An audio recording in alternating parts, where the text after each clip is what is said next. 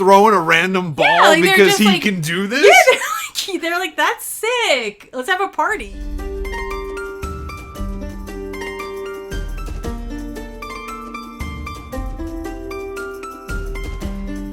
Welcome back to Under the Mountain, an ACOTAR podcast. I'm Frank. And I'm Lauren. And today we'll be covering chapters 8 and 9 of A Court of Thorns and Roses by Sarah J. Maas. Okay, quick style. What do we think? Chapters 8 and 9, how are we feeling? A little fun. Little, we got some action at least. I have problems, as I always will, I think. Internal thought processes that I'm like, what? Who would think of it like that or do it like that? Or, that's a great question, yeah. Feyre be testing her luck in a way that... Oh, she's not scared of nobody anymore. And that's crazy. She got over it really fast. We spent a lot of time developing why and how she should be afraid. How, level of afraid. It's over and done with. To be fair, the second Tamlin stepped in that cabin, hovel, whatever you want to call it. Sure, don't call it that. No, whatever. There was no fear. She was throwing steak knives at her. I don't know if I agree with that, because I feel like part of fear could be weirdly fighting, like she could be fighting back so fiercely because she's so afraid. Yeah, I mean more so there was an internal indignance at the whole thing. Fair, that's fair. That Feyre just never drops, and I'm kind of like, I know, but I don't know if that makes sense. We kept going so back and forth, just I'm literally about to piss my pants. I'm shaking at every little thing they do, and now we were it's been 24 hours, and she's just I'm not worried about anything really, to be honest with you. I think today I'll spit in Tamlin's face. That's what her internal mind. Yeah, I know. This might piss him off the most, so I did it twice. Yeah, so it's go for it, but also you don't seem that scared. So I don't know why we were even trying to build up that tension. It's irrelevant. Apparently. And it would have been fun. It's stupid for it to be irrelevant. I think for a really slow, I would have loved to have seen a slow, terrified girl with some indignancy, kind of trying to balance those two things.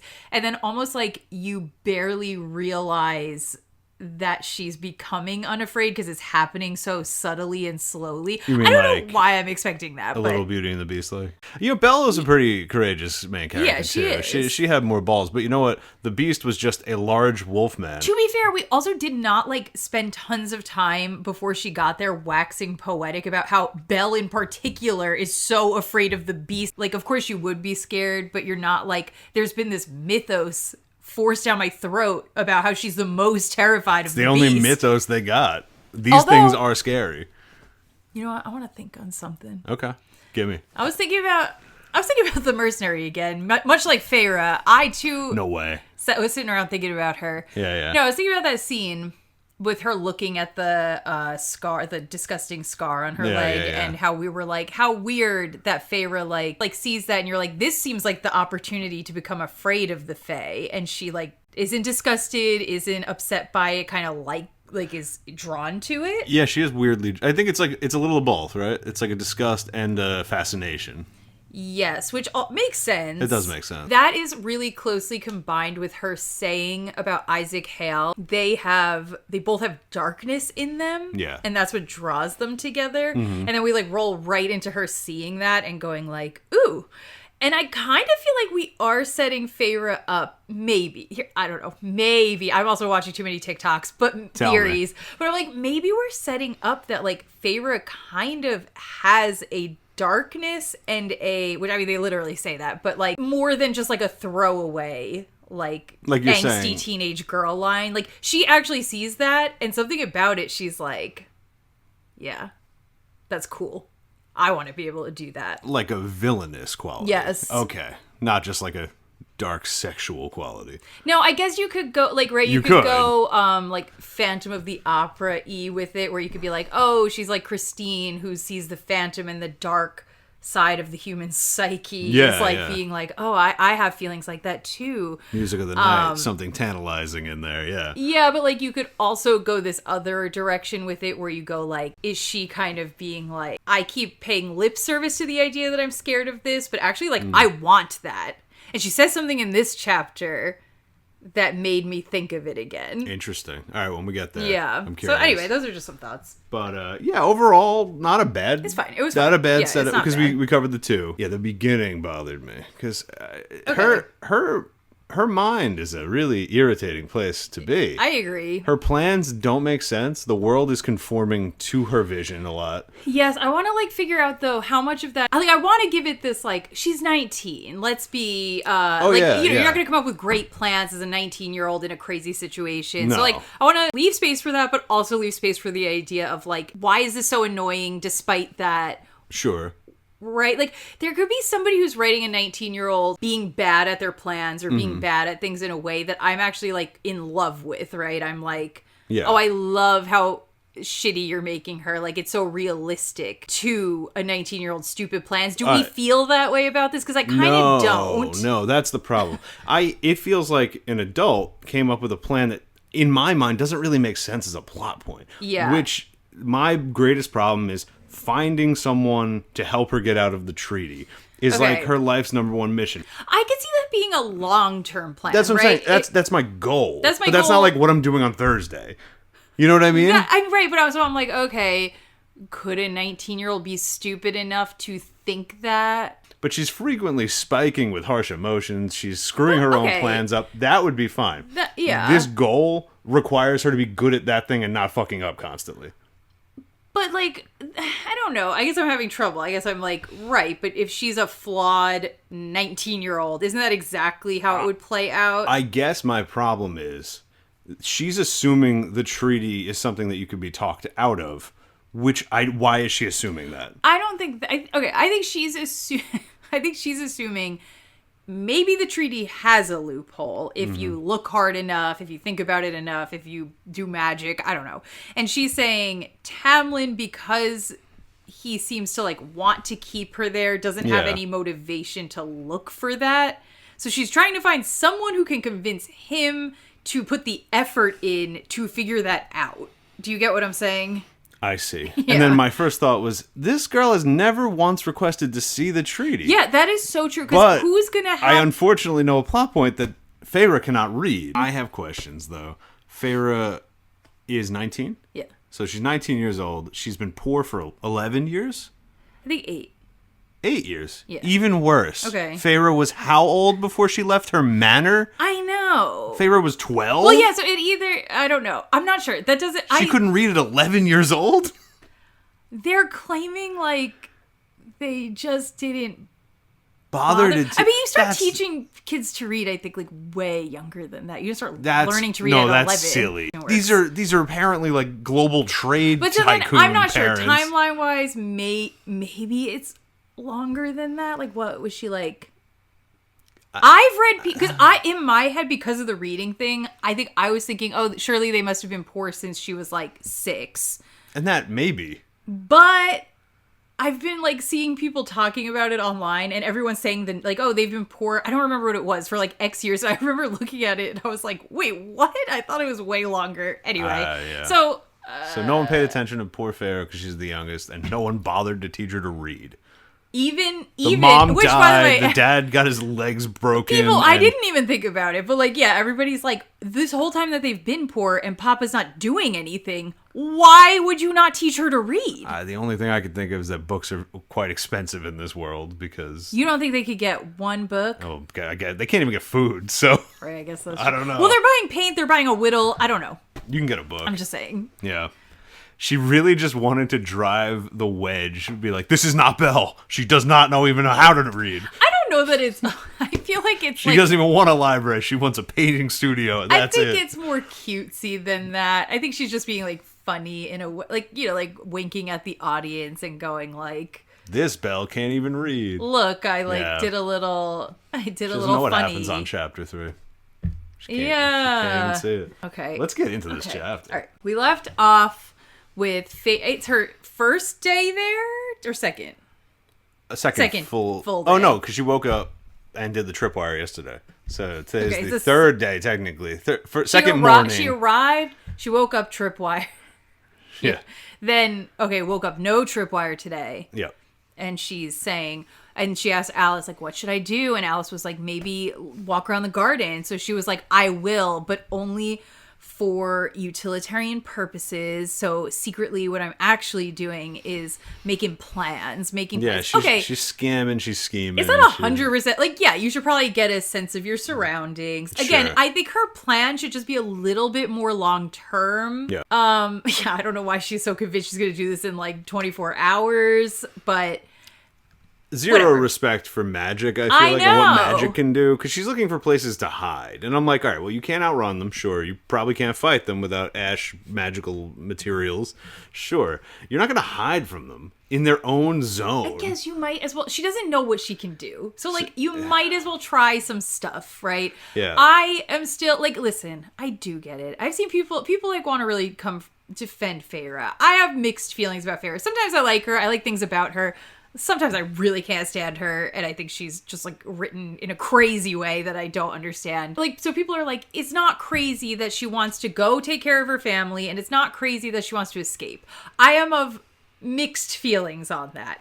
I don't think it's 100% crazy. That I see the guilt angle with the dying wish, although, again, if we do believe that Tamlin's taking care of them, I do think she should be like, okay, so like I kind of did some of it. And her wanting to escape, I do get in the sense of like claustrophobia. There is something really scary about being in a strange place, knowing you like cannot leave no matter what it is. But I do also think the juxtaposition of Stinky starving to death.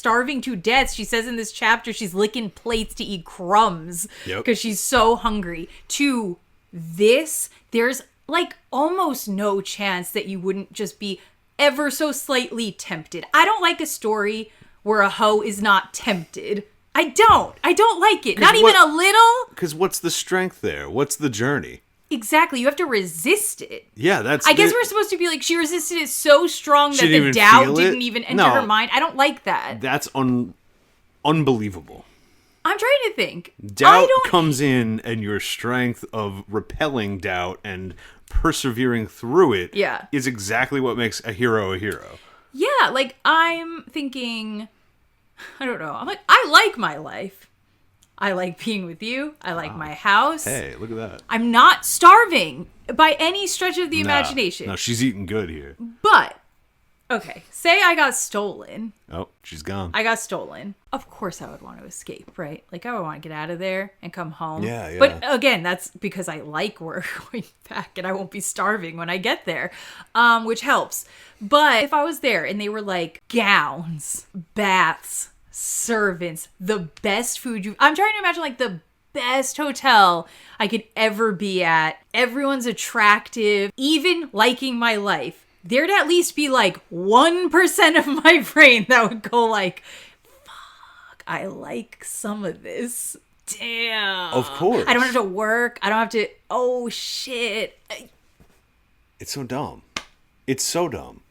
Like, and now it's not even you hanging out at the Bellagio. You're hanging out in Magic Town. I know, and they're feeding you on fucking 24-karat gold plates, and like horses walk themselves. It's so stark. It's crazy, and her not even caring when she finally is pulled out of starvation mode and not having a singular thought of like, it feels so good. This feels so good for my belly to be full. It's so stupid. Like if another version of Feyre didn't even think of her family for 7 full days and then suddenly got hit with this guilt bomb. Oh yeah, of course. I would fuck with that version of Feyre way harder because that makes more sense. No, and this girl probably had like tiny little fat caps on her kidneys because she's not eating. And then like I see people in the comments on this TikTok being like, oh, like basically like everyone saying that she should want to stay is like so crazy and selfish. I would want to get out of there immediately too to help my family. I don't know. I really feel like y'all are blowing smoke up your own asses. I think thinking that you are such a perfect like moral bastion of like, I've never been tempted by anything bad. I would never it's ridiculous. First of all, you've never even starved. Okay, give me a break. You've never been starving. She's right though. Like you all 90% have never starved. Of you. That's being generous. I don't even think 10 to this level of starving. No. Maybe a few of you. I'd be comfortable wagering a bet that a lot of these people have never been starving. Me neither, but I'm also not undermining the power of starvation. Yeah, the power of that. So absolutely. I just think I hate people talking about, I feel like Feyre is written in this way for people who want to believe that every single choice they make and every single thing they do is like this morally aligned, perfect. It can stand up like in a prism, 360 yeah, degrees and I around just themselves. don't find characters like that interesting. There's paladins among us, apparently. Perhaps. Are these just okay, truly... I guess we are just like fallen, sinful people for saying maybe we'd be tempted by... Listen, I'll take it. Because it feels like in the mud down here, this is what real shit is. I'm being honest. We're being honest. That's it. Sort of truth, baby. She's walking around the gardens, just wanting to get out. No temptation whatsoever. So she's like, okay, Tamlin. Again, I do think even if she was tempted to stay, she should still be doing this too. She should be doing both things. Sure. She's like, Tamlin has all these weapons and knives. He must have an armory somewhere. Maybe I could steal a weapon out of it. Again, yeah, eventually, probably a good idea. I already hate the... If I had to. If I had to, what? Because she's like, maybe I'll even steal a weapon if I have to. Because she's being so good I'm like, listen, what is a weapon for in this scenario? Killing your captors, right? Or harming them? So stealing from them is less morally bad than stabbing them, right? Usually? She's discovered the windows in her room don't have locks on them, and she could... Is it repel? Repel. She could rappel down the wisteria vines if she wanted to. I just kind of liked I like that. I like that, yeah. Rappelling with the vines. She doesn't doubt that Tamlin's in the right in saying that it is dangerous outside of his lands for her. So she's not going to run away yet, but she really needs to find someone to plead her case to Tamlin, which is to say, plead the case that he should find the treaty loophole and maybe let her go. Okay, so this is interesting because we did say that we were like, wow, Feyre sucks when she was talking to the children of the blessed. Mm-hmm. We were like, she's so not in any way charismatic. Yeah. And so she says, I've never been particularly good with my words, right? So that was intentional. Yeah, Feyre kind of sucks at her comebacks, unlike her mom and sisters. But she was like, you know what? I was kind of good at selling hides in the market. So she's kind of good at bartering. So, okay, yes. I didn't hate any of this. No, that's fine. So here's the thing. My first time through, there is some logic to hang this on. I was like, why is she picking Lucien? Because Lucien out of everyone seems to hate her the most. Lucien hates you way more than Tamlin does, seemingly, in this definitely. So far. Like, he's way meaner to you. He wants you to die, among other things, whatever. And so, so her logic here is because Lucien hates her so much and clearly doesn't want her there, maybe he will be into the idea of like conspiring to figure out how to get rid of her, since they both sort of want the same thing, which is to say her not there. Which I see that. Is a thought. Yeah. I see it. I'm really interested to see how, me knowing what the plot is by the end of the book, Lucien's attitude's kind of confusing to me at this point, but I think I'm forgetting something. And I don't know. So we'll see. I'm curious to see if any of this makes sense to me once I like hear the thing explained. She's looking at a little bench in an alcove in the garden and she hears 2 quick light feet, but she doesn't see anyone. And then she like sees sort of like silvery figures out of the corner of her eye, which then separate into 2 figures that are waist height, so like little gnomes or elves something. Or something. Then right as she's like trying to see them, Alice calls for lunch from the house and they disappear. But Feyre was about to turn around and with her fists up, she's about to fucking punch these things. Imagine fighting invisible gnomes. Like your first thought is just like unboxing them. That's all I got, baby. Pow pow. I'll say, honestly, Feyre always trying to throw down is maybe my favorite quality. But I do kind of like when it's like an immediate threat squirrely. And she's like, I'm gonna punch you. I like that about her. I thought, I don't know if this means anything when she goes to look at them and they disappear. Where they were, there was a statue of 2 merry bounding lambs. Yeah. I don't know. I couldn't think of anything. But I know. feel like it's such a specific choice. It has to mean something. Innocence. Yeah, but why 2? Because there were 2 figures. Yeah, okay. So they were described as laughing and sniffing. Yes. Which is interesting. And then when she's walking back to the house, she still senses that they're watching her and she feels like they want to play. Yeah. Okay. Which do bounding lambs play? I guess a bit. If they're bounding, I guess they play. So we skip forward. We're at dinner now. Feyre's there, Lucien's there, Tamlin's there. And she says that she's only invited to eat dinner with them. She doesn't have any other meals with them, which she's happy about. Lucien is complaining about his magical eye malfunctioning, which, by the way, every time I see fan art of Lucien, these girls are like scared to give him an ugly eye. And I don't respect it. Let him have an ugly eye. They give him, like, they just make it, like, 2 different colored eyes. So I'm like, I am picturing this man with, like, this, like, steampunk ass, like... I'm picturing... Like, Mad Eye the Moody. Yu-Gi-Oh! Millennium Eye. Like, the golden, like, horrible, like, geometric pattern. I'm gonna look right now. I just been seeing them pop up, like, on social media. And I'm like, well, I don't want you to get spoiled. I know. So maybe don't. All I'm seeing, I'm looking this shit up, is just a man with like a slightly paler eyeball. My guys got worrying. No, you guys are scared. You're not real monster fuckers. You guys are afraid. Facts. And I say give him a crazy eye. Put something ugly and crazy in the middle of this beautiful man's face. That is a great juxtaposition for I you. absolutely can't stand Sarah this. gave it to you on a golden platter. I think you're disrespecting Sarah because I think that she went out of her way to like depict it in a way that's like pretty intense. Yeah. And you guys are babies and... Because one eye is this crazy mechanical he's hot. Yeah, he is affront hot. to God, and the other one's russet. He is hot, and I think he's still hot with his crazy eye. That's no it. respect. That's it. Anyway, it pisses me off. And Feyre's like, oh, I should pity them for their masks and the blight on their magic in the land. But, like, I shouldn't even get, like, attached to them. It's better if I just, like, don't interact with them much or think about it too much. For her, like, since she wants to escape and whatever, in that sense, sure. And then she's like, oh, Lucien, he keeps acting like I'm so stupid because I'm a human and... But, like, can't you just leave space for the fact that you literally are? I know. I'm like... Not only are you, like, hella young, there's many things going on here. You're super young. You've been living in survival mode. You haven't, like, really learned much. Mm-hmm. I do get, like, being like, that wasn't my choice, so maybe don't be a dick about it. If I meet, like, an immortal... You mean an elf?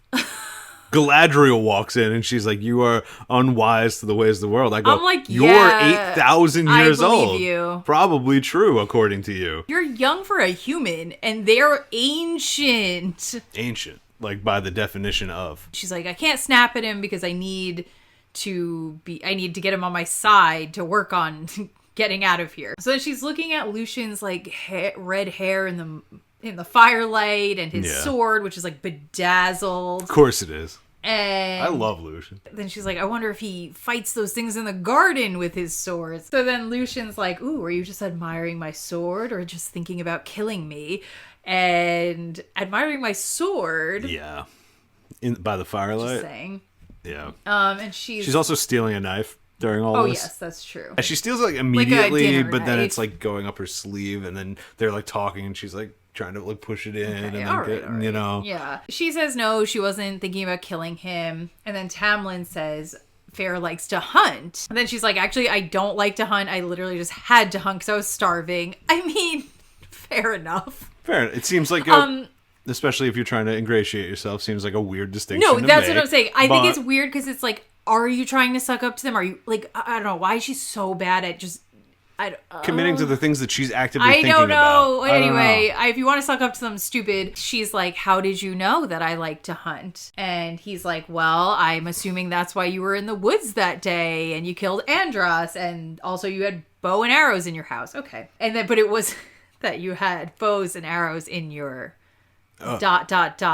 house. And then she's like, he was gonna say hovel. He was, because it is. And then he says that he noticed her dad had no calluses on his hands. It's such a weird thing to harp on.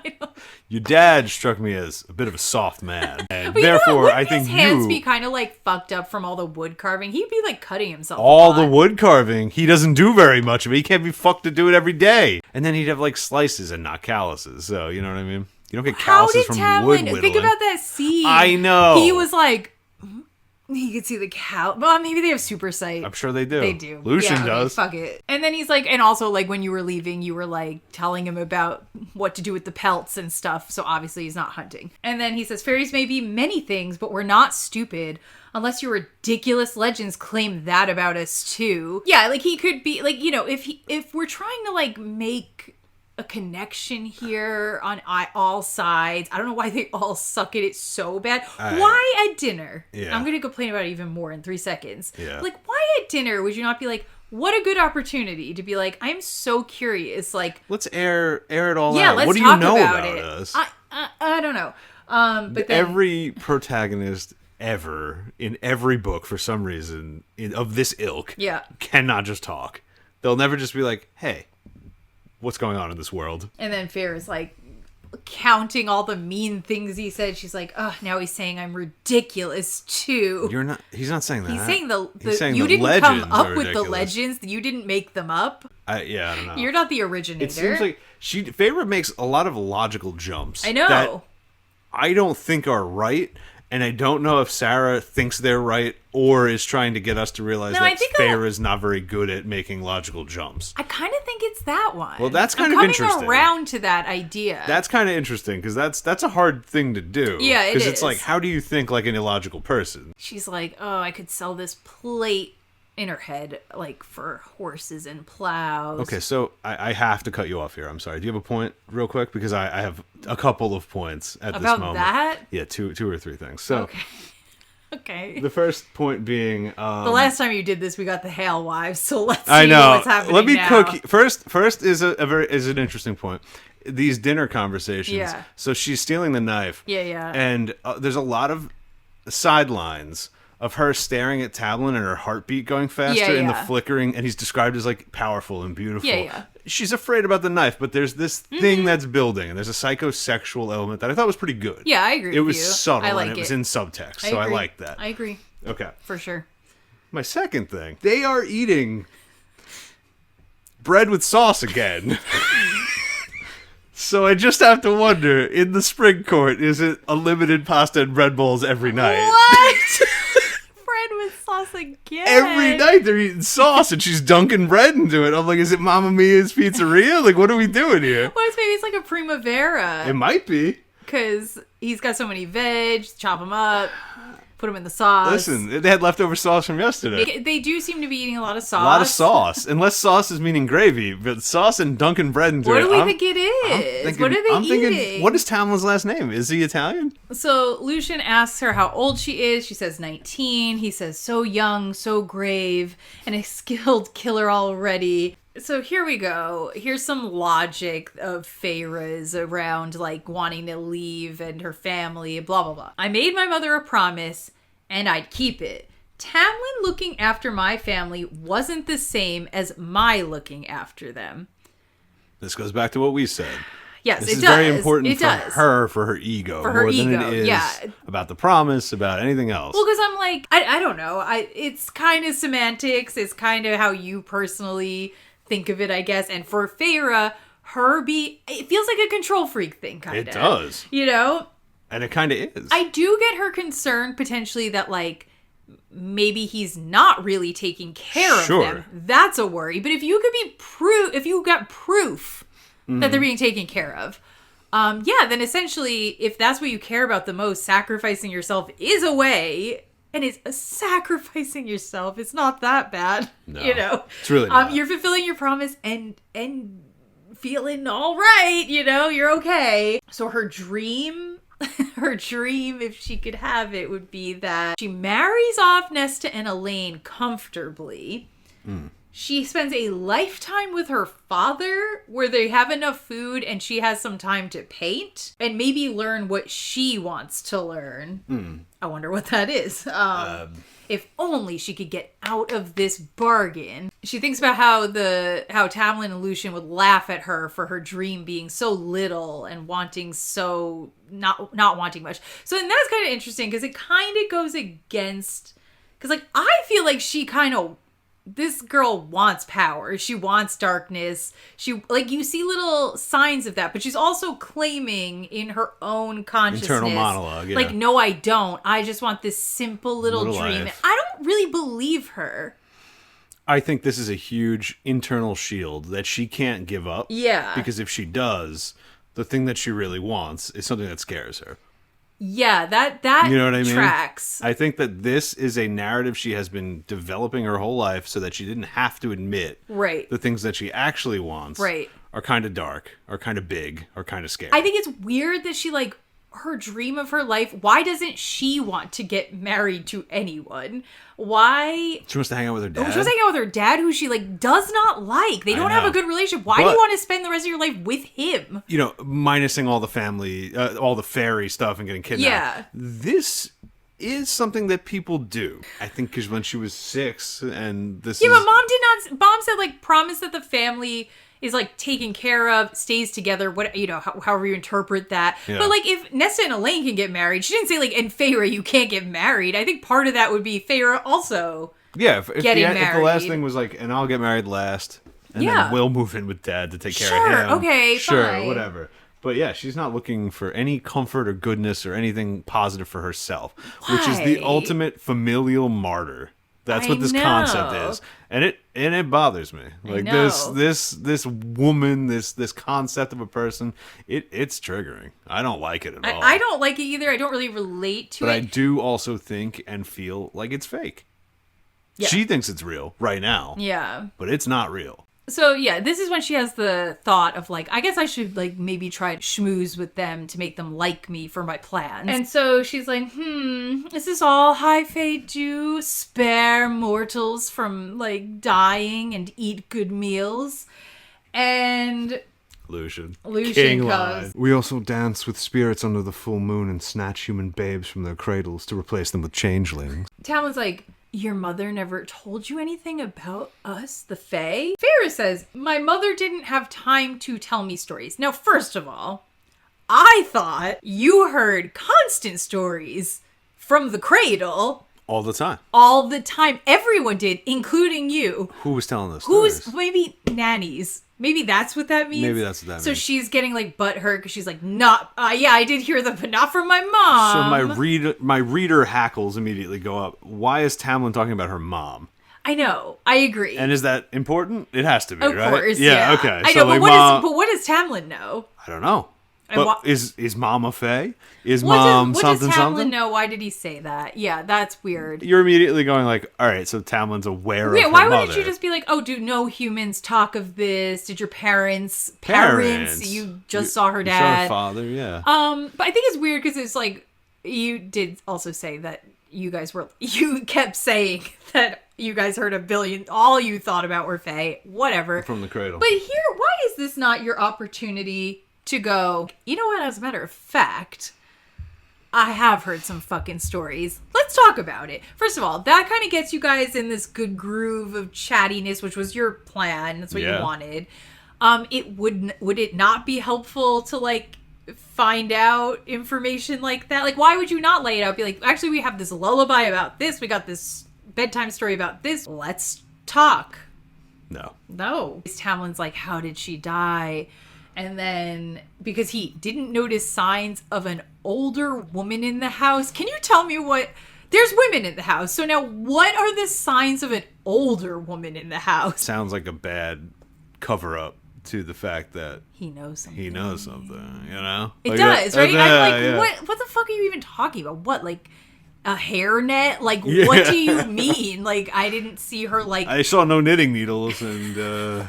Where's her, like, menopause medication? Where was her foot soaking tub by the fire? Like, what are the marks of an older woman? So then Feyre's like, I don't want his pity, and she says she died of typhus, and then she stands up and leaves. And on her way out, Tamlin says, Feyre, I'm sorry for your loss. And he shook his head, and Feyre says it looked more animal than anything.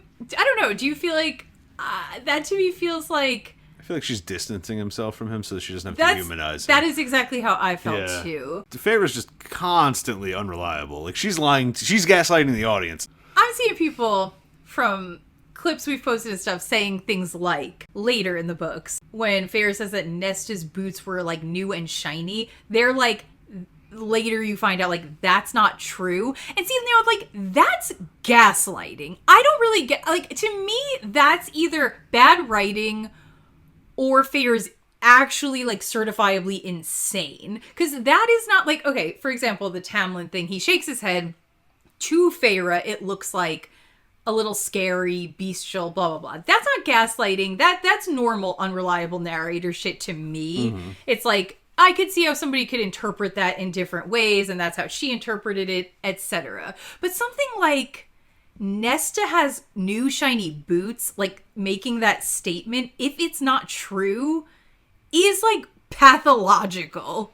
And there are people like that. I know, but I'm trying to understand, like, is Sarah just kind of clumsy with what she picks to make unreliable, or is she being like, no, actually Feyre's that level of like cuckoo delusional? I would love that to be true. Me too. That's kind of fascinating. It is, but I don't know.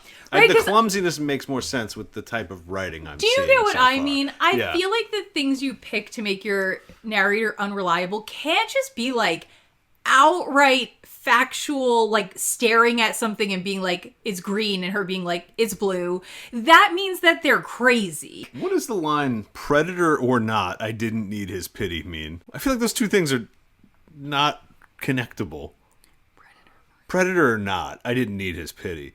I have no idea. So that's it, right? And then that's the halfway point? Yeah, well, she's like, okay, tomorrow I'm going to talk to Lucien, and then she goes to her armoire and gets like a little satchel, and she puts her knife and some clothes in it, and she's like, just in case I can escape, I have this. That's the end of chapter 8. Okay. Chapter 9, the next morning. A servant setting up a bath for her. She's thinking, servant? Yeah, just a servant. She's Unnamed. thinking about her plan. She needs to figure out where Lucien is going to be alone today. She's like, somehow gets out of Alice that Lucien is on border patrol and he's going to be at the stables. I don't know. Out in the garden about to go to the stables when Tamlin pops up behind her again. No tripwires today? You said I was safe here, so I listened. So then it looks like he's kind of like getting annoyed by her response, but then he like forces himself to smile.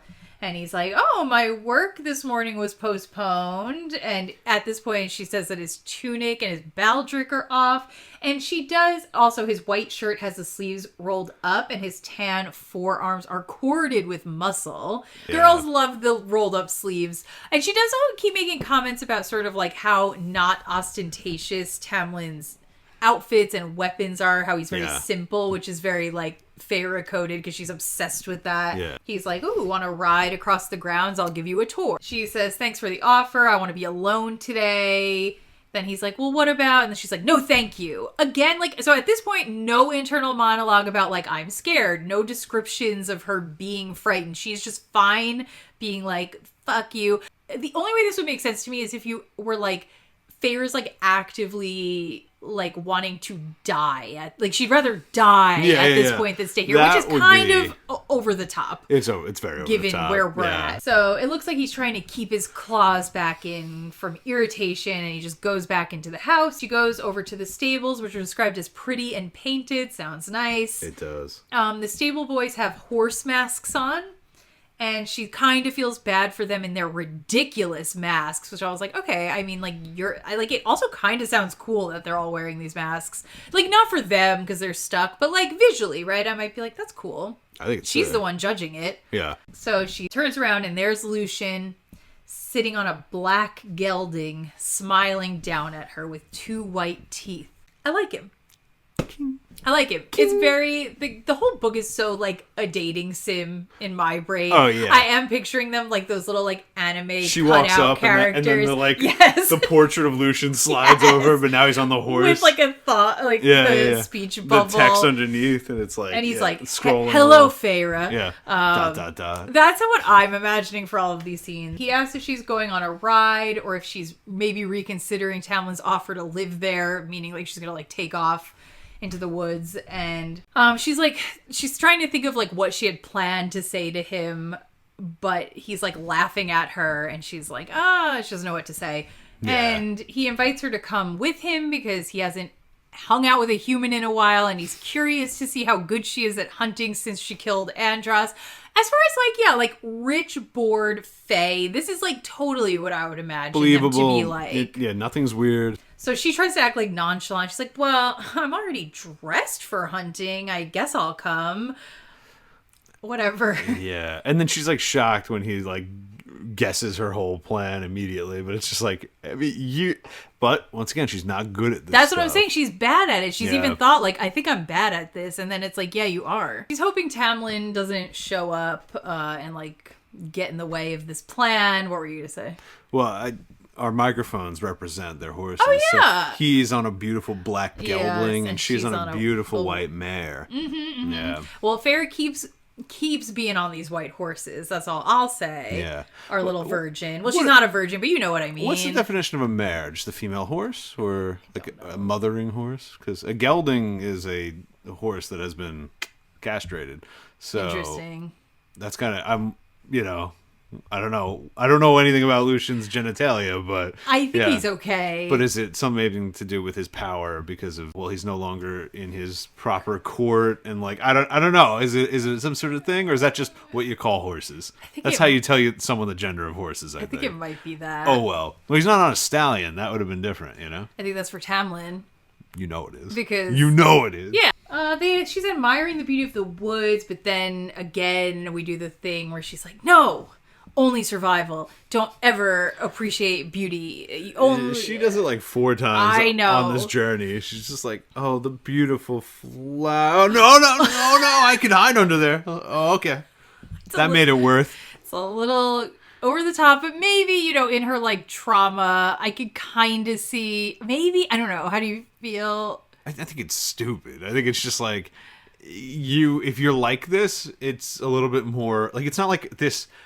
I have so much creative vision, and I have been suppressing it so much that now that I'm finally relaxing, it's just bursting out of my head. That's not how people are, right? Just like, I certainly don't read it and go like, like you read a description of a feeling and it like hits and you're like, even if I haven't experienced that thing, like I really feel it, know what you're talking about. It just like doesn't, it feels like Alien or something, where I'm like, yeah, someone tried to make up an idea of a feeling. Yeah. So Lucien rides up next to her, and he's like, you have the quiet part of hunting down, because she's like not talking to him. So we learn that she bought her bow 5 years ago with the last of her father's coppers. He's like, none of the game been good enough for you to shoot yet. There's been tons of squirrels and birds. Yeah, and then she's like, I didn't think they'd be good enough for your table. I only kill to like eat, basically. Yeah, I kind of see when she's with Lucien, like in this point in the story, I kind of see why she's starting to like banter with him, because you definitely like read the room. He seems like the type who kind of wants to banter. He baits constantly. Yeah, like he wants to slap. And Alice told you he likes. Yeah, Alice said sparring. It, and it's like he clearly likes verbally sparring. So like I don't, for some reason, when she's like rude to Tamlin in a certain way, I'm kind of like. Like, that man might rip your head off. Yeah, like, I don't know if I see it. Lucien is starved for wit. So, like, if you have any, he wants it. Sure. So I get why she's, engaging with him this way. I just want to go back a little bit. She's reflecting on his eye. Mm-hmm. And she's like, can it see me behind his head? And I'm, like, kind of freaked. She gets, like, a little worried about that, because she's like, is he always viewing me? Yeah. Which, fair. And then she said, the thought didn't sit well with me, and I shoved it away. Okay, Feyre does this a lot. Along with the art about the leaves and plants. Those things weren't useful to my plans. Useless details. Well, what's interesting to pair them. I know. Because you're like, the Lucien one is important. It's important. For your plans. So that's why I'm kind of like, well, that's important, but it's unsettling. Correct. And then you're also saying, I guess, like, your appreciation of color and art and life is also unsettling in a way, because it disturbs your ability to be cold. Yeah, and your ability to be like, oh, I'm happy living with my dad. So fear forever and joy are useless emotions for her right now. What are useful emotions for her? Pretty much none. None. Yeah. So things that evoke in her are like, and it's so interesting that those two things are so discordant. And like the fear is very useful right now. Like a healthy dose of fear could maybe save her. But she's saying, no, anything that will get in my way of being analytical is bad. True. Needing to be more masculine, and needing so, to be more... I get that, like, I'm like, okay, I see the vision in taking somebody who's kind of, like, stuck in that way of living, which is kind of, like, depressing, and there's no joy de verve, present, and be, like, giving her this arc where, like, again, she's kind of, like, forced into enjoying herself by these fantastical, larger-than-life beings. there's an appeal to that as like an escapist fantasy, right? I go back and forth because I have some parts of it feel a little weird where you're like, the messaging does seem to support that there is some sort of like higher morality in her eschewing these things. Which is a little weird. Yeah. That's the part that's like, I'm like, are we, if the narrative felt, I guess, more like it was saying her being this way is maybe not great, but I guess it is saying it's not great, right? It's a little muddled right now. I guess it is complicated, right? There's something good about it and bad about it. Yeah, it was practical before, and now it's getting in your way. It's getting in your way of maybe even getting back to the thing you were at, or what? Who knows? Yeah. But yeah, you need to evolve here. Yes. Although this does weirdly feel like a better narrative journey for like a stuck middle-aged mom than it does a 19-year-old girl who's starving. But here we are. You're right. And you're right. And we're moving through the woods. About that. She asks if emissaries, because Lucia's an emissary, if they usually patrol the woods. He's like, I'm only doing it because Andros used to do this and now someone else has to. And he says it's an honor to take on his, I don't know, whatever you call it. Duties. An honor to take on his duties. And yeah, you're like, that's sweet. And then like, okay, Feyre has her moment. You were really looking for this. Uh-huh. She does finally have her moment where she's like, oh shit, he was like a real person. He had friends, he had a job here and stuff, like, and she like starts feeling very bad that she killed him. Yeah. So like, yeah, she grew a little bit. Just a little. Yeah. I'm still not happy, but yeah. Why? I mean, like, even the way she apologizes is like, how is this the point? You know what I mean? Like, of course he was. After everything she's seen. But I think the thing that was really keeping her from that, it was her, like... But I guess she can't even feel fear. She's not going to feel guilt that much. But so also, like, yeah, that is true. But also, like, I guess the very dramatic othering of the Fae... Yes. Got in her way. Like, I think she really was like, there's nothing good about them. Like, it's a ridiculous conclusion to come to, but that's where she was at, I guess. Yeah, sure. And so, yeah, I think it would hit me the moment I'm like, oh, look, they're like having dinner and they're talking and they like... speak my language. That alone. Yeah, I think they're not just like gibbering insect people that are like blowing you up, you know? So, like, I think maybe then I might have been like, oh, shit. But whatever, it took for her to get it. But she gets it, I guess. She says sorry to Lucien, and she really meant it. I didn't know I didn't know what he meant to you all. It's a little... But that's what I'm saying. It's a little weird. It's like, yeah, you weren't thinking about that at all. And it made sense, because you didn't know he could be person-like. Yeah, sure. And he was a wolf. So, which we'll touch on briefly. Lucien shrugs and he's like, I guess I believe that you're sorry because Tamlin said that's why he brought you here. Yeah. Either that or maybe you look too pathetic in your rags. So she's like, I wouldn't have joined you if I knew you were going to use this ride as an excuse to insult me. And he says, apologies, Feyre. She says, I might have called him a liar for that apology had I known that he couldn't lie, which made the apology sincere. I couldn't sort it out. And she's saying that because she gets the sense that he's being sarcastic. I do like it because I hate people doing overly simple magic of like, yeah, you can't do X, whatever. We're coming off of the Sword of Truth in which the magic is predicated on people telling the truth or lying. And I had a lot of issues with this magic system because I was like, so many problems. It's not that cut and dry. What does it mean if somebody says something with this tone or this intention or this whatever? I mean, the sword literally had the magic of truth in it. The good and the bad truth. I don't know. Don't read it. But if you do, watch our other podcast. So, anyway, we're calling into question, like, what does that all mean? What does it mean if that magic is that magic real? What does it mean if it is, etc.? Sarcasm a lie or that's what I'm saying. I don't know. It's an interesting question. Because sarcasm's intended to be read the correct way. You're just saying the inverted thing, which isn't... Yeah, but sometimes sarcasm is in that gray area where you're like, did they pick up on it? I'm saying it in a way that I don't know that they will... it's not that easy to define. You're right. So then Lucien just, like, dumps the cold bucket of water on her, and he's like... So, when are you going to try to start persuading me to besiege Tamlin to find a way to free you from the treaty's rules? which I kind of love that. Yeah. Love that for him. Yep, he knew. He was so ahead of it. He was on the horse before she even got there. It's true. He was waiting. And then she's like, what? Yeah. And he's like, ooh, what? Yeah, she gets ditzy all of this. Like, oh. What? I didn't do that. But then her internal monologue was like, I wouldn't reveal my hand yet. I was like, bitch, he revealed it for you. He said, you have ace deuce. He came and he flipped it. It's over. You have blackjack. And she's like, I won't tell him that yet. Like, he's looking at he got you. You have nothing else to give. He said it. So he's like, yeah, well, that's why you were in the stables and why you even bothered coming with me. And he says, honestly, I'm impressed. I'm flattered you think I have that kind of sway with Tamlin, which, again, I don't know. He's just... Yeah.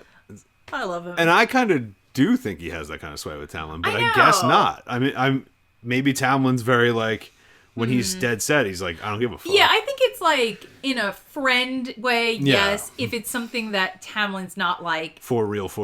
Exactly. Then maybe, Tamlin's but like, I think he's being, like, if it's something serious, like, he's not going to listen to me. Yeah. So Feyre, like, keeps trying to play dumb. Lucien lays it down. He says, before you waste one of your precious few human breaths, which I like. Fucking I like great, the Fae thinking of it like that. The mortality of humans. Yeah, you're so fleeting. Stop. Don't even. Stop, honey. I know. You need to cherish each moment. It's crazy, but I love it. Yeah. He says, let me explain two things to you. One, if I had my way, you'd be gone. So it wouldn't take much convincing on your part, meaning to convince him to get rid of her. Yep. Two, I can't have my way because there is no alternative to what the treaty demands. There's no extra loophole. She's like, oh, there has to be some way. And he said, I thought it was a little weird. He says, I admire your balls. Why would he say that? I don't know. I wrote it all caps because, like, I admire your balls. That's Feyre. how the Fae talk? I admire your balls. I don't think anybody in this sort of setting would talk that way, to be honest. Or at least I don't like it. And then... Like maybe a bunch of bawdy knights. They don't think about balls at all, in my opinion. I don't know if they think... might think about balls, but like, that's very modern. They describe it differently, too. I admire your balls, or maybe it's stupidity. He says Tamlin's not going to gut her, which is Lucien's first choice. So unless she wants to risk Prythian outside of his lands, like, there's nothing else to do. And she's like, I can't just stay here forever and die here. And then she starts feeling panicked. Like, this sort of thing I definitely empathize with, just being like, I'm in this weird area. I have no freedom. Like, I mean, she kind of has some freedom. She's not in a jail cell. Yeah. She's not being tortured. But whatever. I do understand. Her life is not her own anymore. Great. I want to live in a beautiful mansion. But in fact, if you did put me on the grounds of a beautiful mansion, you were like, sorry, you will literally die and never leave this spot. I might be like, I'm kind of freaking out. Definitely. A little. Yeah. So I get it. So they're riding. Then Feyre asks where everybody in the court is. Did they all flee because of the blight? So Lucien asks how she knows about the court. Yeah. And he asks quick. What do you know about the court? He asks really quick, and she's like, oh, I think he thinks I'm talking about something else. Why does she think he thinks she's talking about another court? She's saying, like, his retinue. Yeah. Like, his people. I know. And Lucien's taking it to mean the spring court, which he is the ruler of, I guess. Tamlin. Yeah. Isn't that what she means? What does she... No, she's saying, like, his court of, like, advisors and stuff. I get it. Is it even that different? Not really. I think it's just that, like, a lowercase c court is a thing for like, could be a thing for a lord like Tamlin. Yeah. But a capital C court, like Spring Court, is a thing for the Fae. Okay. And he assumes she's talking about the Spring Court, capital C. But, like... It just has more depth for him, so he's like, how do you know about courts? And she's like, well, I don't know, it's like a thing for us too. Like, it's not, I guess. I don't know. I was kind of confused by what it meant. She's trying to draw a distinction between this official court, which means something in fairy world, versus a court that any lord would have. Okay. So she's saying, like, oh, his court, because he's a lord. But why is Feyre not supposed to know that? Like, I feel like, do we not know that we're going to the Spring Court, and that would mean everyone? I think no. The map tells us, and she knows there's X number of high lords, but maybe they don't know anything about what's going on in Prythian. Okay. So, but I think for someone like Lucien, it's like courts are a big deal. Yeah, like of course. Our courts and our Is secret it and our crazy structure. for her to know that? I guess. I think maybe. Maybe. Or at the very least, it's like he's surprised that Tamlin told her about it. Yeah, I mean, I get without that. telling Especially, him that he told her her, saying, I almost feel like he should be more like shook that she knows about the blight. Like, why isn't he like, what the fuck? Tamlin told you about that? Well, I think because it's maybe piggybacking. He's like, whoa, what the fuck? Like, how much do you know? Yeah, The blight, I guess so. you know about the courts? Maybe. You know about the cauldron? Not yet. Not yet. Yeah, she says, do normal estates have emissaries? Okay, this part. Yeah. And it's right, so she's saying, okay, so she's saying, do normal estates have emissaries, meaning like, if like this him. were a normal estate, you wouldn't have an emissary, and it must be a court because you have an emissary. Correct. Yeah. But if he's the High Lord, Yeah. of course it's a court. No? He's a high fae. Didn't he didn't say he was a High Lord? No, he didn't even say his name was Tamlin. Anyway, she's saying No, like... because she's thinking at the end of this chapter that Tamlin must work for the High Lord, who she thinks is a lady now.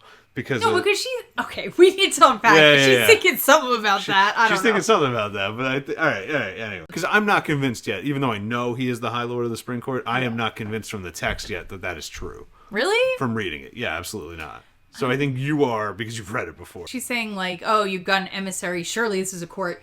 And then she says, because he's asking like, how do you know? I don't know. Why did she say this? She says, and servants chatter. Isn't that why you made them wear birds' masks to the party? She was saying that's how I know that you're a court. Servants, I heard the servants talking about it. They chatter. Yeah. And that's why you made them wear bird masks, because they're like birds. They chatter like birds.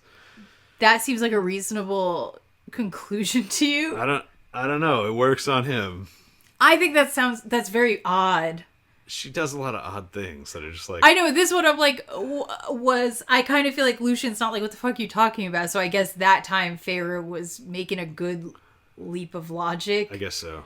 So then, that's not even true though, I guess. It's not. She's throwing Alice and Co. under the bus. And so what does he say? You liked this part. We each chose what to wear to that party to honor Tamlin's shape-shifting gifts. The servants did too. So the stable boys all chose, I guess, to be horses, and the servants all chose to be birds. Maybe they all coordinated. They were like, that'll be cute. Okay, so they were having a masquerade ball. They were. To honor Tamlin being a shapeshifter. Yes. That's his shape-shifting gifts. Well, so my questions are many, and I'm sure I'll have to wait for the story to tell me them. But like, all right, so Tamlin is a shapeshifter. Tamlin is how old? And he's still getting new powers? Why are you saying that? I think he can always do that. He got his shape-shifting gifts 49 years ago. No, they're just having a party celebrating it. He's always had them. Oh, that's not how I took it. I thought this was a celebration for him unlocking new powers.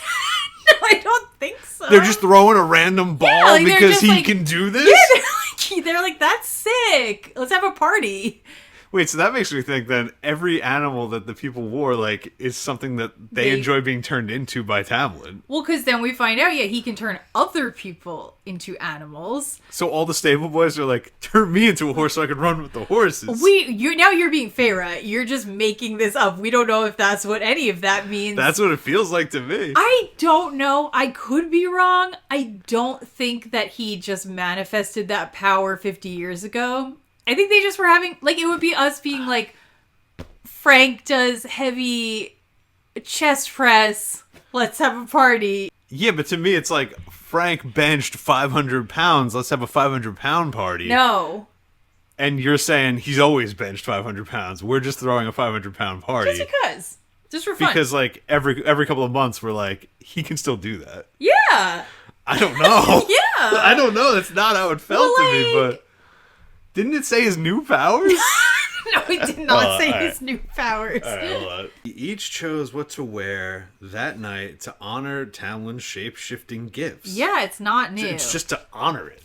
Okay, but think about it, like, actually, in terms of... So it's like a holiday. Yeah, like, think of it in terms of if you're the god of springtime and you can make things grow, you're like...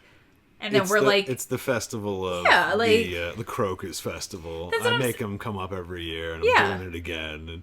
But it's not the first time I did it. It's a cool power, and they're like, hell yeah, let's have fun. All right, I read it differently, but I guess that's crazy. Yeah, I thought he just unlocked a new gift. No, she's like, what happened with the magic that made your mask stick to your face forever? Okay, so then Lucien says, something sent from the shitholes of hell. I shouldn't have said that. If word gets back to her. And then you're like, oh my what? God. And then Feyre's like, who? Who are you talking about? Right? So we're like, okay, so the magic, because Tamlin kind of made it sound like the magic just sort of happened, right? Yeah. He's like, the blight just started, we don't know why or how, and then it just happened to surge that night of the party. Now, Lucien's saying it was sent from the shitholes of hell to us. And someone's in charge of that, right? So that's a little different. That's very different. Yeah. So his face goes pale, and he's like, never mind, the less you know, the better. And then he's like, Tamlin might trust you with information, but like, I think that you're going to go sell it to somebody if I tell you. So she's like irritated, but she's also excited by this information. Yep. And she's like, ooh, who is a her? This is what I'm thinking too. Oh, yeah. Oh, look at her. It's the mercenary. Who's this she? This is she? Who is... Not a he, but a she? Who scared Lucien and who might be monitoring his behavior and like who could be like listening to us right now, which is an interesting question. So she says, Prythian was ruled by 7 high lords. Perhaps she was who governed this territory. There you go. Okay. There you go. I don't know why, because I know he's High Lord. I was thinking she was getting excited, like maybe there's a she who is in charge of everybody. Yeah, no. Okay. No. So perhaps she was, because I guess she's getting excited though, because she's being like, oh, there's another person to appeal to who's higher than Tamlin, like more options. Yeah. So perhaps she was who governed this territory, if not a High Lord, then a High Lady, if that was even possible. Why wouldn't it be? That's a wonderful question. Why wouldn't it be? Every iteration of fairy tale has equally powerful queens. It's going to be a whole thing.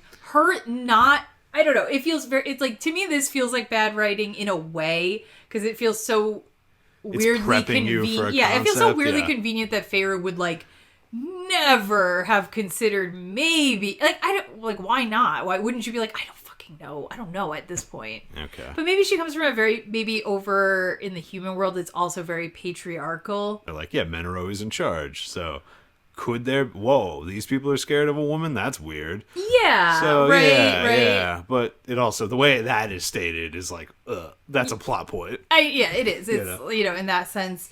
Although, I'll say, does she not seem intrigued by this idea? Yeah.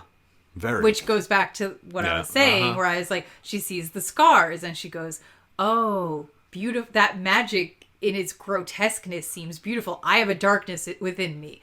Oh, could there be a High Lady? Oh, actually, I only want to be living forever with Papa. Yeah. Are you sure? Yeah. You seem to be being attracted to these powerful women, too, every time. That's true. She asks Lucien how old he is. He just says old. She asks what sort of powers he has and if he can shapeshift like Tamlin. And then he's like, at first he's like, oh, you're just trying to figure out my weaknesses. And then he kind of like gets into it and he's like, I can't shapeshift. Only Tam can. So now we're going now we're Tam in it. Every fantasy book can't stop. It's the Brandon Sanderson of it all. Tam. All right. Tam. Well, only Tamlin can shapeshift, then why was Andros a wolf? And then he's like, Andros was a high fae too. Tamlin can shift other high fae into shapes if need be. He only does it for his sentries. And when Andros went across the wall, Tam changed him into a wolf so he wouldn't be spotted as a fairy, though his size was probably indication enough. Okay, I'm sorry. I'm going back to when I think of the whole plot, that's a little confusing to me. I don't know if that's a lie or if maybe it ties in a way I'm not thinking of. I'm not being creative enough. Secondly, I don't get it. He's saying we changed him into a wolf so you guys wouldn't know he was a fairy, but also we're really mad at you for not realizing he was a fairy. You turned him into a wolf specifically so nobody would know he was a fairy. And Tamlin can turn him into a wolf, but not a wolf of a certain size. He only has to be a beefy wolf. He can't control His spiritual that. power forced him into a giant wolf. Yeah. Like, what? I know. I don't know. None of it really makes sense. It's just weird. You can change his shape. Can you make him look like a regular wolf? No. Only Wolf XL.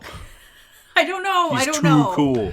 Then I thought this tied back into my Feyre wants to be a powerful little witch. She thinks she doesn't have the nerve to ask if Tamlin can turn her into another shape. That is a weird thought. Especially because I didn't catch this, but you just said that he said he can turn other High fae. And then we go into that conversation with her being like, what kind of fae would I be? And this is really YA. She shudders so hard at the thought that Lucien scowls at her. Have you ever been so like grossed out that someone knew what you were thinking so strongly? I'm trying to think. It would have to be like... Because she didn't say, what can Tamlin No, turn she me doesn't say into? that. She's just thinking like, oh, what if he turned me into something weird or bad? And then goes, ugh! Oh, okay, interesting. Okay, I think I kind of read it wrong. Well, how did you read it?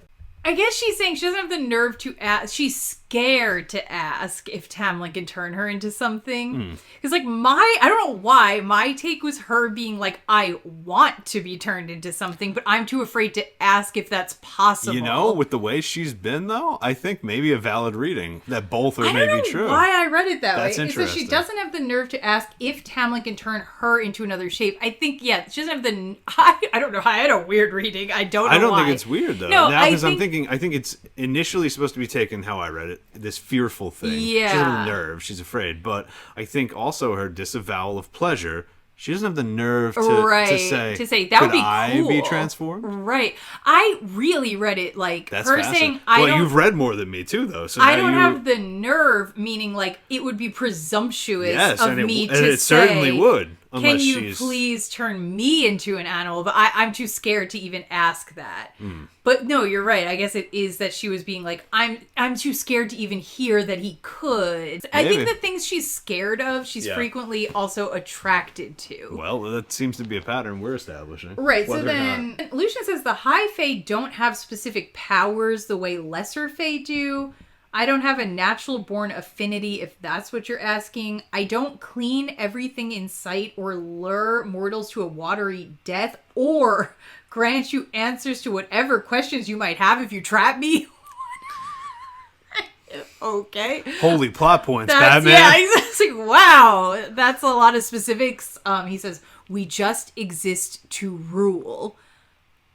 I don't think I quite understood. Would you agree that that's a hot thing to say? Yeah, absolutely. Okay. Yes, right. I really would. I'm wondering, how you feel about that. I like it. Okay, cool. Yeah. That's all I have to say. Yeah. Mm-hmm. That's the end of that. That's it. That's the end of my thought, yeah. Right, but anyway, like power system-wise, like, what are you getting out of that? What can he do? Or not do? Nothing, it seems. But... He has no specific power. But he just does. He generally powerful. What does that mean? I guess all the Fae can do some stuff, and he does better versions of that stuff. But he is but he's saying the lesser Fae have specific powers, such as cleaning, murdering in small bogs, which is the thing she was afraid of before. Yeah, in the earlier chapters, or getting trapped and spilling information, which. So they can only do those things. Those are classic of course. Archetypes. Well, that's why I was saying earlier, it's kind of funny when he's in the dining room and he's being like, oh, we're not taking the babies and blah, blah, blah. And I'm like, but you're doing all this. It's like, I don't know, which one. But that makes me think someone's taking the babies because someone's also luring people to a watery grave and cleaning everything. Those are Fae I know. attributes. So is stealing babies and making changelings. I know that. So... Is that a type of Fae too? I'm not sure. I couldn't tell if he was being sarcastic, like how ridiculous you think we do these things, but we don't. But you do these things. I know that's. So how's anyone supposed to know? I don't know. The cradle songs are off, man. You got to know this by now. But yeah, I guess I'm just like I don't understand what powers he has. Just blowing up your brain at 150 yards, I guess. Okay. Yeah.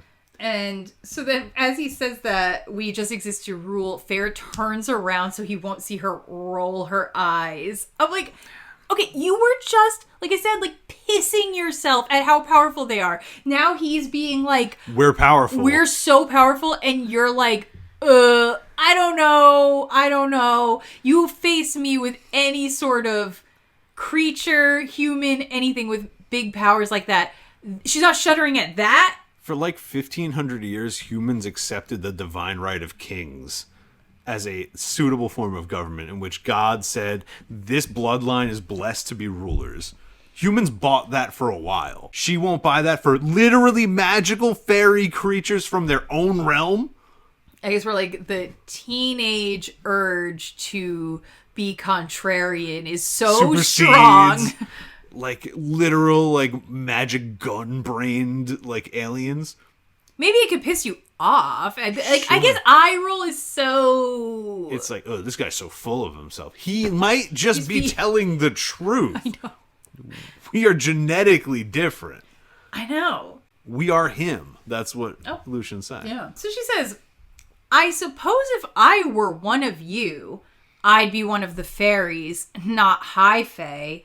A lesser fae like Alice waiting on you hand and foot. Now, number one, he doesn't say anything. Okay. Yeah. He doesn't say anything. And she's like, guess, which she doesn't even say, I guess that means yes. She says, which means yes. Once again, Feyre just making shit up. Yep. We don't know what that means. That is a really weird thought. Do we have any sense yet that people can be turned into fae? No, there's been no concept of that. Because even, I'm trying to think, the Children of the Blessed, they say that, like... They want to be put into Feyre's position. That's all they want. Yeah, they're saying, oh, somebody got... They're not saying, and they turn us into fae. No, of course not. So I'm like, being like, which fae would I turn into, even though no one's done... It's like, what is the question? That's not that's just... I don't know. Now I have no idea. We're just doing magical thinking in the woods. That's all we're doing.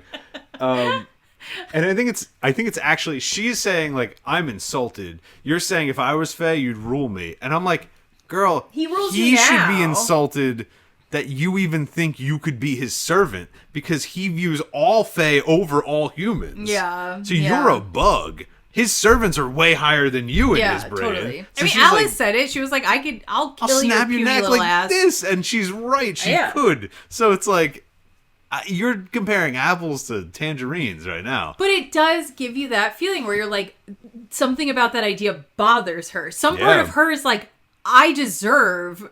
Something, she's incensed by that concept that she's in a lesser pool. Yes, that bothers her. She's basically like, okay, well, my plan's over and he hates me anyway, so I might as well just ask whatever I want. So she decides to ask him how he got his scar. It kind of reminded me of her interaction with the mercenary, where like they had this little talk about the scars. And she seems very intrigued by how people are, like, who'd you fight? Wounded. How'd you, like, I don't know, that's something she likes. How did you get this ugly mark? He says...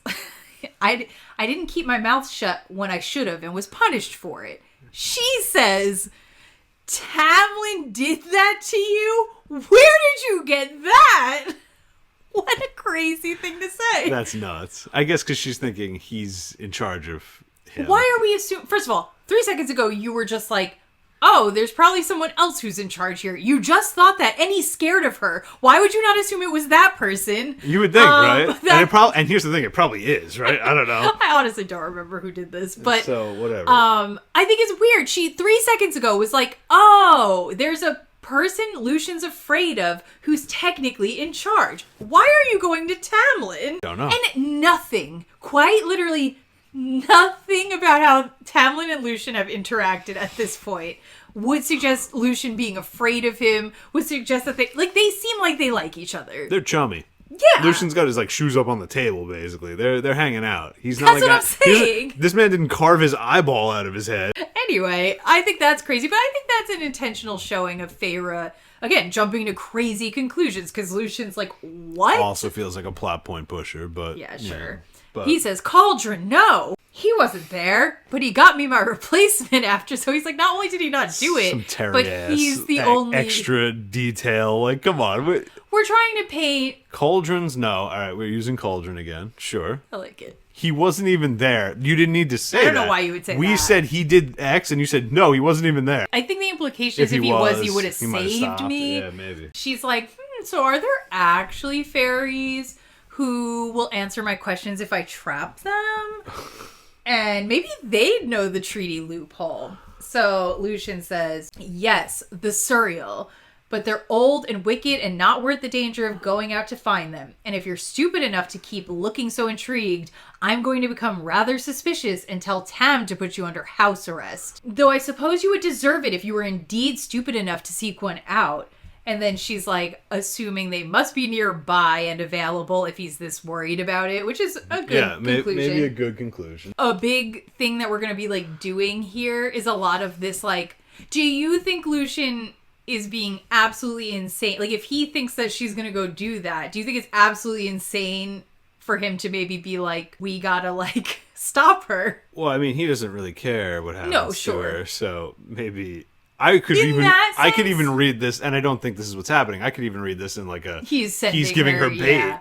To be like, can you just go get yourself killed? Again, I have a thing that's like, there's a reason why Lucien would want to keep her safe. Yeah.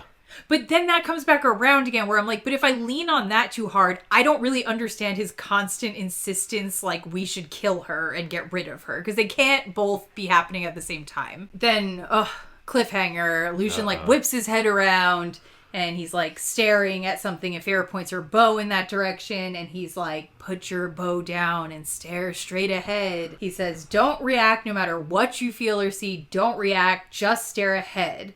And then it says, Feyre is trembling. She would have thought it was a joke, but Lucien is too pale. Why would you think it was a joke? What would make you think he's fucking around? You've been terrified to be here. You've had warnings from, if anything, everything's been too nice, right? Like, that should be your conclusion. You've had the softest trip into fairy world. From what you thought it was to this, you should be like, there's gotta be something, right? And then Alice told you to be careful. Tamlin says if you venture out too far, blah, blah, blah. Everyone has said it. So now... You were stalked on the grounds themselves. Now you're in the woods. Now another high fae that you're with looks scared. And you're like, this guy's joking with me, huh? Is he joking? I don't know. Like, I think I'd be so on edge in a way, right? That you'd be like... It's the equivalent, because these people don't have gods. So it's the equivalent of going to hell. Okay, yeah. The hell journey, you're hanging out with Azazel, one of the demons, who his house is kind of nice, and he's like, we won't hurt you, just don't go into the lava fiend pits. Okay. And then it's like, first chance, I'm in the lava fiend pits. And well, you're not there, but you're like nearby. Nearby, and Carthrog's like, shut the hell up, look forward, and you're like, is Carthrog messing with me? You're in hell. I know, this is your hell. I'm not even joking right now. I know. This is her version of hell. Ever since she was a kid, this is the scariest place to go. Yeah. Now she's here. She's had like 3 days of nice times. And like, yes, she's shot, accepting like, oh, it's more complicated than I thought. It's not just hell. Yeah. Now imagine demons are bad. You think they're bad your whole life. And you're with a demon right now and the demon looks scared. Well, she says because he looks scared, she believes it. I just think even if he was fucking with me, I'd just fall for it. I wouldn't be on... She's like more on edge by getting fooled. That's what I'm saying. Because like, I think I'm so on edge. Even if I thought this is the biggest prankster in the world and he's going to fuck with me, I would just err on the side of falling for it. Himself would have to prank me epically 10 times in a row before I'm not letting caution take the wheel. You know what I mean? No, I'm saying like I think I would be like, no matter what, maybe he is fucking with me, but I'm gonna like, I'm so scared. Let me just fall for it and then I'll find out I'm gonna later. let my ego take the bullet every time in these woods. That's what I think. That'll keep me alive. I'll do it. So then, we leave off. Then I felt it. We don't know what she felt. We don't know what it is. I have no idea. Is she gonna survive? We don't know. So yeah, I mean, it was fine. It's fine. It was kind of a good ride. Okay. I had a good time. I agree. I had a good time. It was fun. There's just a lot of illogical and emotional inconsistencies, but that's going to be the whole book. But in a way, maybe they're good. I'm kind of digging digging into them. Like, it's kind of fun to be like, oh. That's what I'm saying. Yeah. Right? And I'm 60% bad writing, 40% interesting subconscious writing. You're leaning towards bad writing. Yeah. Or at least a disconnect between the writing skill level and the, like, maybe, like, emotional intuition hope that she was trying to craft. Yeah, okay. Like, the things, they're, like, going like this, and they're, like, diverging, but it's, like, she's hitting on some things that I'm like, all right, interesting subtext. See what I mean? Even though, yeah, just making a main character like this is a fascinating choice. That's all I'll say. And it's interesting the relationship people fandom-wise have to it, because it does seem very split in this way of, like, it's an interesting choice, and then about, maybe it's more than half, I don't really know, a big chunk are resonating with her in the way that she is thinking, right? Like, they're just like, I'm not questioning if this is good, or if this makes sense, or if it was intentional. She is just thinking like me. Like a normal person, and that's great, and I love her in the end.